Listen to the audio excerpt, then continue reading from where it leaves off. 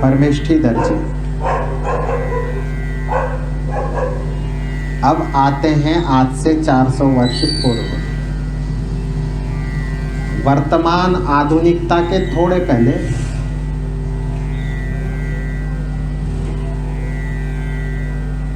चार सौ वर्ष पूर्व आज से बादशाही थी दिल्ली में, और दिल्ली में एक दर्जी होता था। अब दर्जी बड़ा कुरूप था, काला, नाटा, थोड़ा बौना, अर्थात नाटा अर्थात बौना एक ही बात होती है, कुबड़ा भी, लाल लाल आंखें थी। इनकी 2 कन्याएं, एक पुत्र और धर्मपत्नी, और ये सभी भगवत भक्त, परमेष्ठी मूर्धन्य भगवत भक्त, बड़े भगवत भक्त हैं, भगवान के बड़े शरणागत हैं। आप कपड़े सीते जाते हैं और भगवान का भजन करते जाते हैं। भगवान का नाम सदैव आपकी जिह्वा पे बना रहता है। अजस्त्र भगवान नाम स्मरण आपका होता रहता है। आपका मन बरबस प्रभु की झांकी किया करता है, और प्रभु के स्वरूप का ध्यान आपसे कभी छूटता नहीं, भगवत स्मरण से कभी विमुख होते नहीं। परमेष्ठी दर्जी। परमेष्ठी का एक बहुत बड़ा गुण ये भी है कि परमेष्ठी सरीखा दर्जी कोई कभी देखा ही नहीं गया। अद्वितीय कार्य में, अपने काम में परमेष्ठी इतने कुशल हैं, इतने कुशल हैं, इतने कुशल हैं कि उनकी कोई जोड़ ही नहीं है, बेजोड़ बिल्कुल। एक बार बादशाह के यहाँ फारस से, अर्थात आज के ईरान से मखमली कपड़े आए।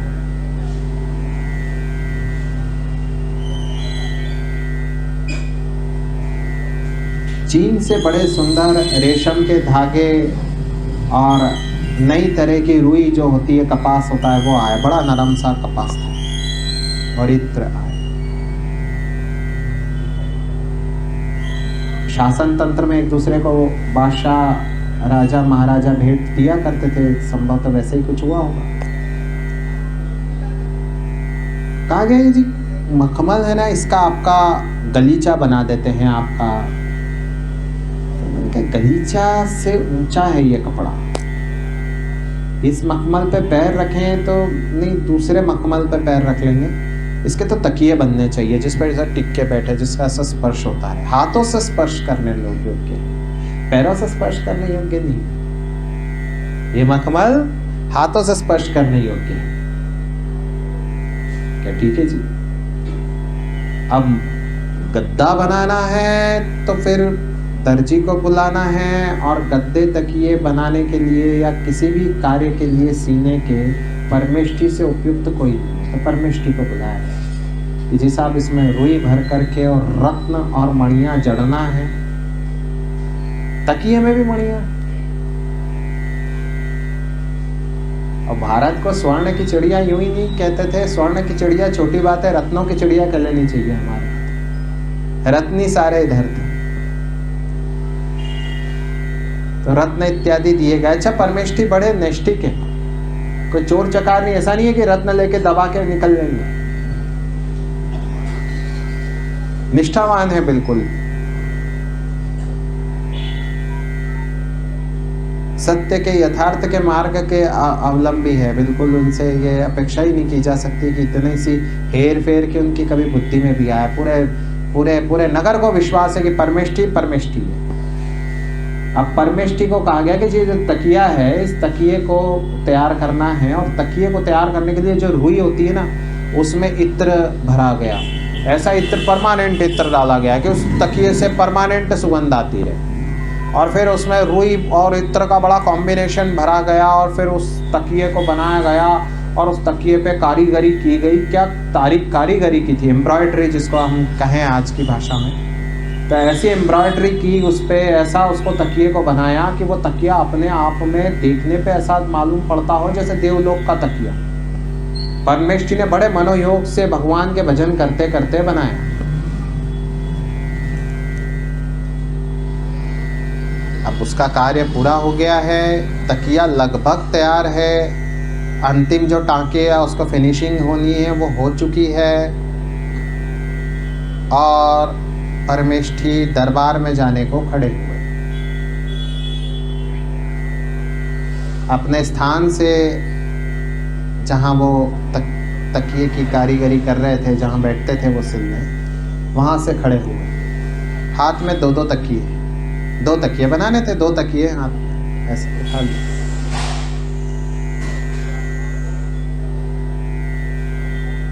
दरबार में जाना है। आज दिन कौन सा है? आज आषाढ़ शुक्ल द्वितीया है।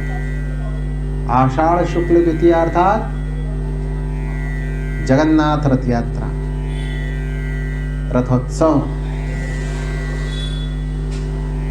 जो अजस्त्र भगवत स्मरण करते हैं अथवा नियमित निरंतर भगवत स्मरण करते हैं अथवा बार बार भगवत स्मरण करते हैं, निरंतर कीर्तन करते हैं, भगवान के भाव, भगवत भाव उन्हें अक्सर हो आते हैं, बल्कि बार बार हो आते हैं। अब इधर उनके हृदय में भाव उत्पन्न हुए, अजी आज तो द्वितीया है, भगवान का सोचते रहे, सोच इतनी प्रबल हो गई कि वे वास्तविक रूप से जगन्नाथ क्षेत्र में पहुंच गए, मानसिक रूप से।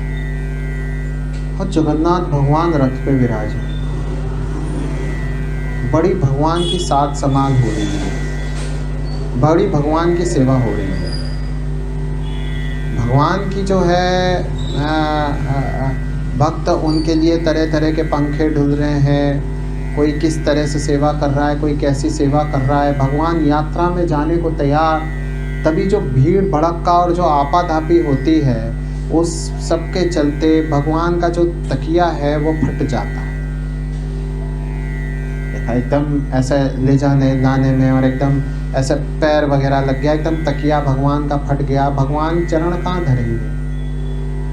भगवान का तकिया फट गया बुरी तरह से।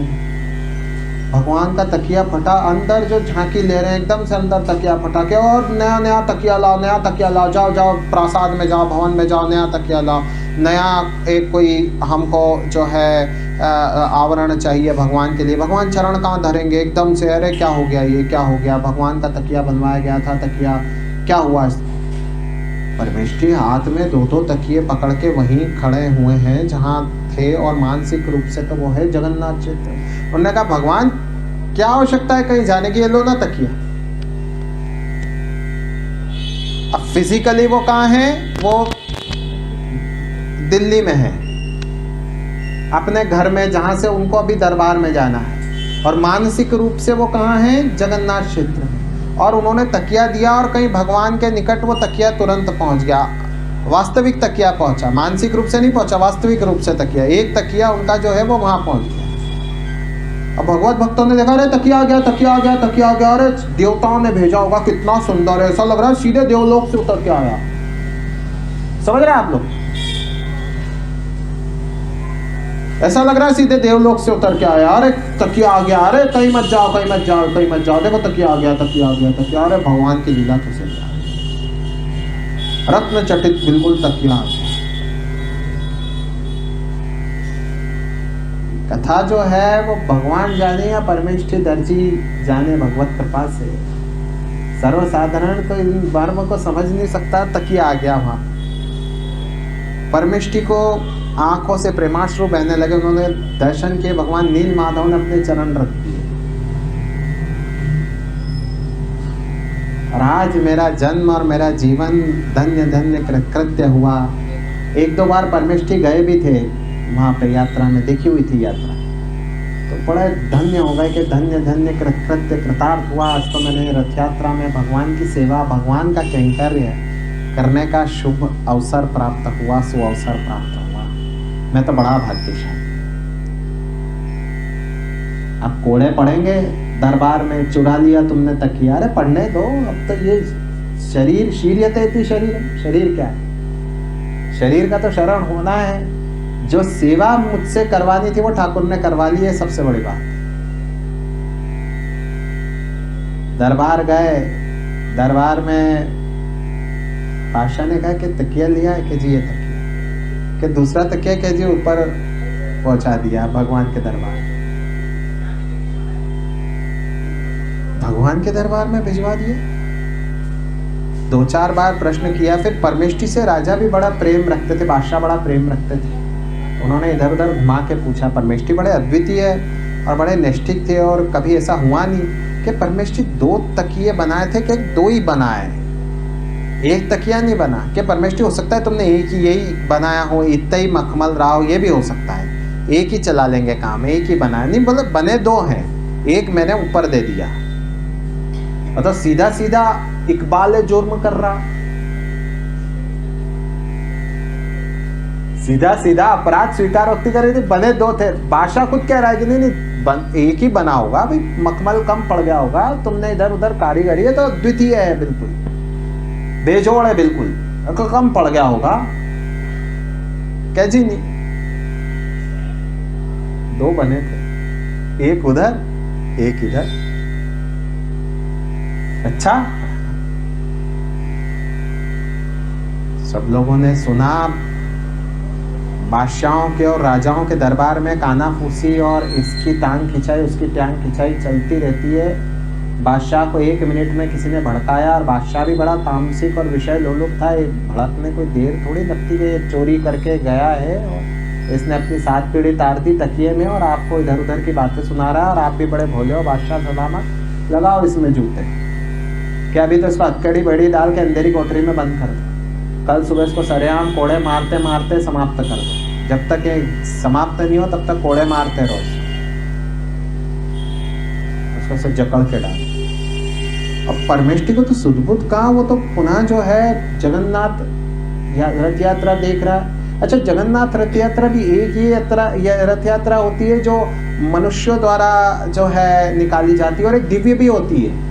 और ये दिव्य यात्रा में था जहाँ बड़े ऊंचे देवलोक के पुजारी और बड़ा मौलिक वास्तविक कार्य था, जहाँ भगवान स्वयं जो है विराजमान थे। स्वयं भगवान तो पूरे चरण रख के बैठते ना, भगवान के तो चरण नीचे तकिए पे पड़ते हैं। यहाँ भगवान के श्री विग्रह और इसमें भी कोई अंतर नहीं है भगवत भक्तों के लिए, पर प्रवेश इधर से ही मिलता है। जहाँ श्री विग्रह के दर्शन पूरी श्रद्धा और आस्था से किए, जब श्री विग्रह और नील माधव में कोई अंतर नहीं माना तो फिर नील माधव के भी दर्शन होते। तो इधर तो तकिया तो वैकुंठ में चला हुआ है और इधर जो है परमेष्ठी को अच्छे तमाचे ढूसे मार के अच्छे से पीट पाट के उसको बंद कर दिया कि कल सुबह इसको जो है समाप्त करना। अभी इसको हाथ नहीं लगाया, तो कल सुबह मारेंगे ही सही, कुबड़ा है बूढ़ा है, समाप्त हो जाएगा। परिवार बच्चों को भी बंद कर दिया। बादशाह उस तकिए पे सोया कि अभी एक ही तकिए से काम चलाते हैं, सुबह इसमें जूते मार के दूसरा भी लेंगे। वो तो तकिया बड़ा दुर्लभ था, तो तकिए पे क्या सोया, बादशाह को लगा पत्थर पे सो गया। यमदूत आए और वैतरणी नदी में उतार दिया उसको। क्या हमको आज्ञा प्राप्त हुई है कि तेरे को बुरी से बुरी दंड दिया जाए। अभी 80 पत्रवंत में लेके चलेंगे, कुंभी पाक में लेके चलेंगे, रौरव में लेके चलेंगे, महारौरव में लेके चलेंगे, जीवित तुझे भुगताएंगे ये सब कुछ। बादशाह बड़ा घबरा गया, क्या करना, क्या भगवान के भक्त को दंड दे रहा है, उसको तो भगवान छुड़ा ही लेंगे, देख तू। उसने कहा नहीं, मुझे मौका दो, मैं खादिम हूँ आपका, खाकसार को एक मौका तो दो आप। तो मौका कैसे दे दें, तुझे तो दंड देने की बात की गई। खैर उसने बहुत तरह की शपथ खाई कि मुझे इसने भड़का दिया, उसने भड़का दिया। इधर जो है कारावास में प्रकाश ही प्रकाश व्याप्त हो गया। ऐसा प्रकाश व्याप्त हुआ जो न कभी देखा गया न कभी सुना गया, और परमेष्ठी की बेड़ियाँ अपने आप कट गई, घाव भर गए। हृदय में अपूर्व आनंद, अपूर्व संतोष, और उसे भगवान नील माधव का निरंतर निष्कंटक दर्शन प्राप्त होने लगा। इधर बादशाह को जैसे तैसे उन्होंने छोड़ा, तो बादशाह ने कहा तैयारी करो, सवारी की तैयारी करो। इधर परमेष्ठी का ध्यान थोड़ा सा भंग हुआ तो वहाँ हाथी घोड़े बग्घी जुलूस की तैयारी है कि परमेष्ठी मुझसे बड़ी भूल हुई, तुम चल के वहाँ बादशाह के पोस्ट पे बैठो, तुम्हारा जुलूस निकाल के पहले लेके आते। अब उस दिन जुलूस निकलवा लिया कि बादशाह सलामत, जुलूस निकला लिया, मैं घर तो जाऊँ। अपनी पत्नी बच्चों समेत घर गया और घर से जो है वो रवानगी डाल दी उसने। एकांत में संत एकांत में वास कर।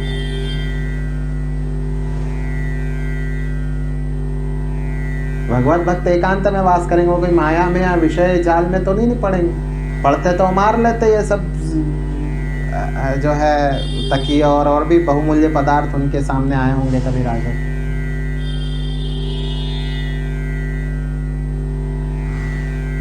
परमात्मा के दर्शन प्राप्त हुए कि उन्होंने परमेष्ठी को अपने श्री विग्रह में साकार साक्षात स्वरूप में बुला लिया। उसके बाद वो कहीं देखने में ही नहीं आया। उसे भगवान की लीला में सशरीर प्रवेश मिल गया। स्वर्ग में नहीं मिला, भगवान की लीला में मिला। स्वर्ग सांसारिक है, नित्य नहीं है। भगवत लीला नित्य है, गोलोक नित्य है, साकेत नित्य है, शिवलोक नित्य है, ये नित्य है, ये सदा रहते हैं। वहां प्रवेश मिले।